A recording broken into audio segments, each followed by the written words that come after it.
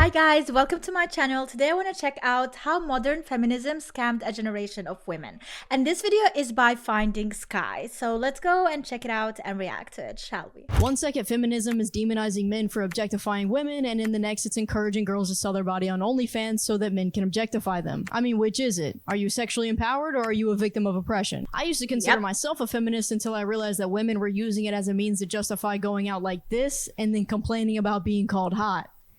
Shorty, have you seen your own ass? And not only that, she wears that type of things and she make content about it, but then she is complaining about it and victimizing herself. I swear to God, women are the only ones that can spend 2 hours doing their makeup and picking out an outfit and then still say they don't want to be judged on their appearance. Girl, you literally pulled up your leggings to your third rib and gave yourself the ultimate wedgie. We know you didn't dress like this for you. When you look at the actual definition of feminism, all it is supporting women having access to equal rights. I'm not gonna sit here and call myself an anti-feminist as someone who agrees with the core definition of feminism. But the problem is that the word has evolved to mean something very different. It's not just about women's rights anymore, there are other ideological strings attached. A major concept of modern feminism has been encouraging sexual liberation. This was started partly due to the double standard around sexuality for men and women. When a man frequently engages in casual sex, he's considered a stud, but when a girl does it, she's considered a slut. Yep. Sexual promiscuity leads to... And I genuinely don't think that that will ever change. No matter how hard women try to change that, it's never gonna change. That is nature. That is how things were, that is how things are, and that is how things are gonna be in the future. And there is no way of changing it. Sexual promiscuity leads to less satisfaction in relationships for both genders. Just because it's more socially acceptable for a guy to have casual sex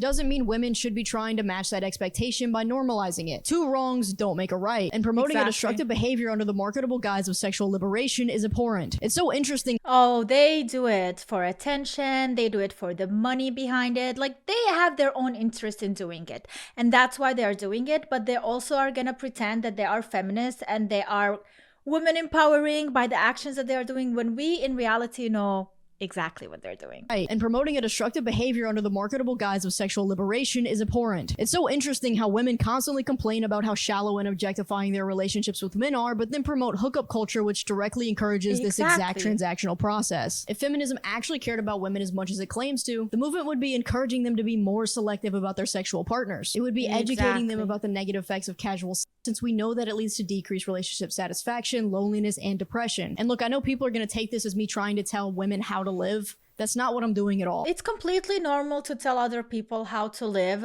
with your own opinion, of course. Like, I believe, I think, this is my opinion, and it is completely normal to have your own opinion. Why? Why is it a problem? Why do we have to apologize for telling people what to do? I just want to tell people what I think. You don't have to take it. That's my opinion. But I am here telling you things. Like, it's completely normal to say that. You have all the freedom in the world to live exactly how you please. However, where I do have an issue is when a cultural movement is built on a foundation of lies. If you're going to have an entire movement, an entire ideology who claims its very goal is to benefit women, then encourage behavior that actually benefits women. At one point, this movement had genuinely pure intentions. It's the reason I have a right to vote and work and be educated. Feminism changed our lives as women for the better. So I'm sorry, but I can't help but feel like now it's doing the complete opposite. Definitely. Like, when I was a student in my university, I actually was proud to call myself a feminist. I would read so many of those books and I would be like, yes, hell yeah, let's go. But today things are definitely changing, and what feminism means today is completely different. And that's why I find myself over and over and over again questioning, am I even pro-feminism anymore, or am I against it? Like, am I a villain for going against it?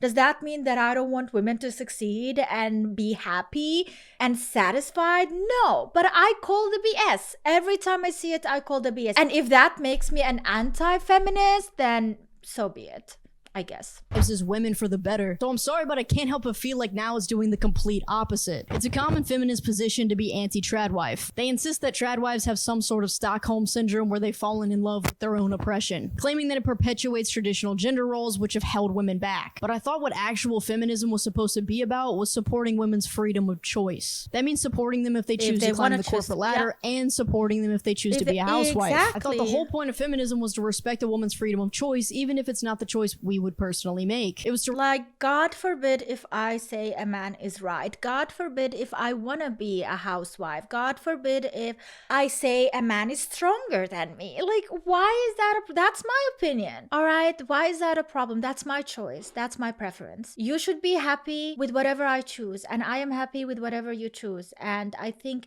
freedom of choice is what we are talking about here, right? The point of feminism was to respect a woman's freedom of choice, even if it's not the choice we would personally make. It was to recognize that there's not a one-size-fits-all lifestyle for women and that they should be able to prioritize what's important to them. Feminism will argue against this by saying that choices don't exist in a vacuum and society impacts your ability to make autonomous decisions, but you can make that exact same argument on the other side too. I could sit here and tell you that your decision to be a feminist is because social media has brainwashed you into believing that women are oppressed. So your choice to be a feminist isn't a real choice at all, but instead a reaction to your cultural environment. You can run in circles forever trying to make this argument against either side. That's because it's a dumb argument. Who are you to assume that another woman's choices aren't autonomous? The mere assumption of that is actually quite anti-feminist of you. This is the female version of Sneeko calling everyone who disagrees with him a bot. You're accusing grown women of being incapable of coming to their own autonomous conclusions. That means you're doing the exact thing that you constantly accuse men of doing to you. Maybe some women like traditional gender roles. That's cool. Let them do their thing just like you're allowed to do yours. I'm the most masculine woman I've ever met. I should be the first in line to be championing the end of traditional gender roles. But I'm not like this because I'm resisting the patriarchy. This is just a part of how I am. I like buying stocks, playing with boobs. I'm just a chill guy. WAP. Women against porn. Except in today's terms, it means wet-ass pussy. With modern feminism currently preaching sexual liberation, it may be surprising to learn that at one point it was the complete opposite. In the 1970s, anti-pornography was a growing part of feminism. And when you think about it, it actually makes perfect sense. Because it's consistent with the core values of feminism. To demonize the objectification of women and stop the fetishization of sexual violence against them. We know that porn is overwhelmingly aggressive towards women. We also know that consumers are more likely to commit acts of sexual violence, less likely to intervene if they witness an assault, and more likely to objectify and dehumanize women. Porn is seriously bad for both genders, but especially women. So to see— And let's be honest, it's not only men who are consuming that and giving money to that, but it's also the women's choice of doing it and receiving that money for those things she's doing. So I think it's both genders that are mistaking here and making a problem bigger and bigger, especially with the rise of OnlyFans. Seriously bad for both genders, but especially women. So to see the feminist movement glorify platforms like OnlyFans and other adult content feels like a complete slap in the face. How can you possibly complain about how oppressive it is to be objectified and then objectify yourself for profit? I don't understand how modern feminists have come to this conclusion. Actually, that's a lie. I do understand.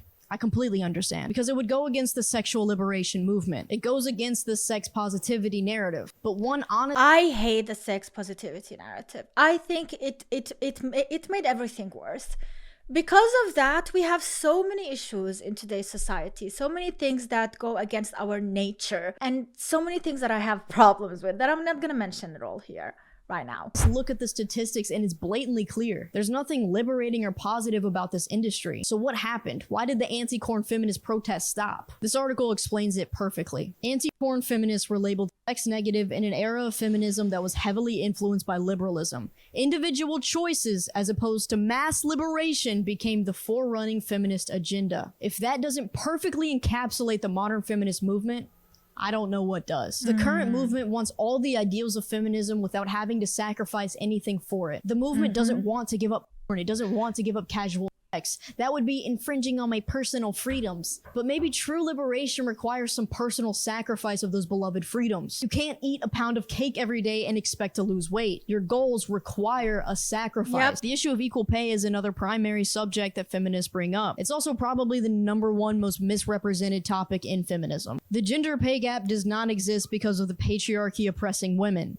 The pay gap only exists because women are more likely to choose lower paying jobs. If you compare a man— And jobs that they can do, because there's so many physical jobs that they choose not to do. But then you are asking for equality, but you're not going to do the equal jobs that men do.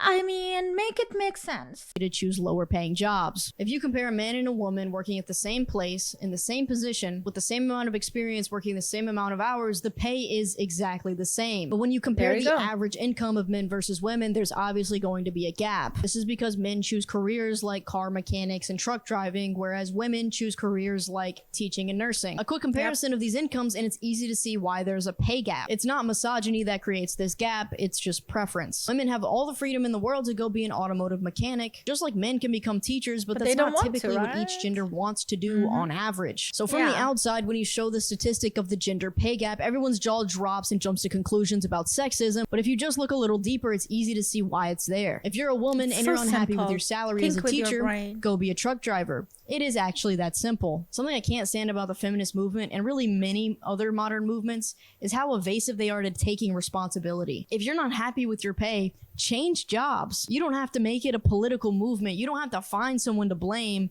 You can just do something to change your situation. You can't really talk about feminism without also talking about the red pill manosphere space. This is because they respond to one another culturally. The red pill purports that they have the solutions to these modern feminist problems.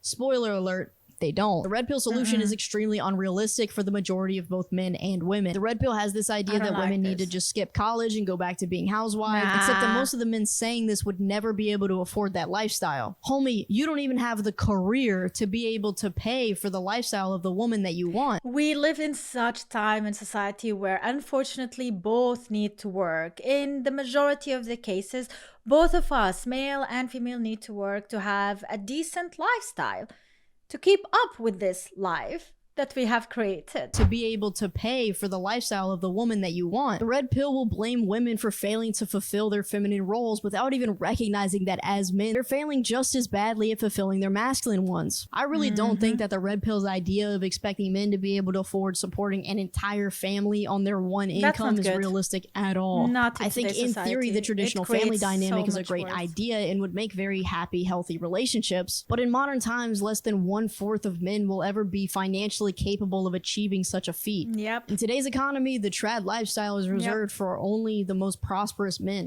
But yet the red pill preaches it like it's the majority solution. Pew Research shows in 2022, only 23% of households had the husband as the sole provider of income. That means 77% of women were contributing to household income. Most guys just aren't out here making enough money to support himself, a woman, and kids. And in today's economy, I would say that's pretty understandable. What I don't see the red pill talking about is how a lot of women would love to adopt the traditional lifestyle, but there's just not enough prosperous men to go around. Given an alternative, many women might very well choose to be a housewife. Feminism might be the only movement that can get away with constantly complaining about how oppressive it is to be objectified and then simultaneously objectify themselves. The problem is that this movement wants all the benefits of feminism without any of its consequences. Say you want equality until you realize that means splitting the bills, unclogging the toilet, and having to kill the spider. In modern relationships, it's common for the financial theory of the woman to be everything he makes is ours and everything I make is mine, rather than both partners contributing equally, which is what feminism claims to want to do. There's a book called Sexual... I don't think that is fair whatsoever. I mean, I do understand utility bills, some type of expenses towards the household, okay, let the guy pay for that,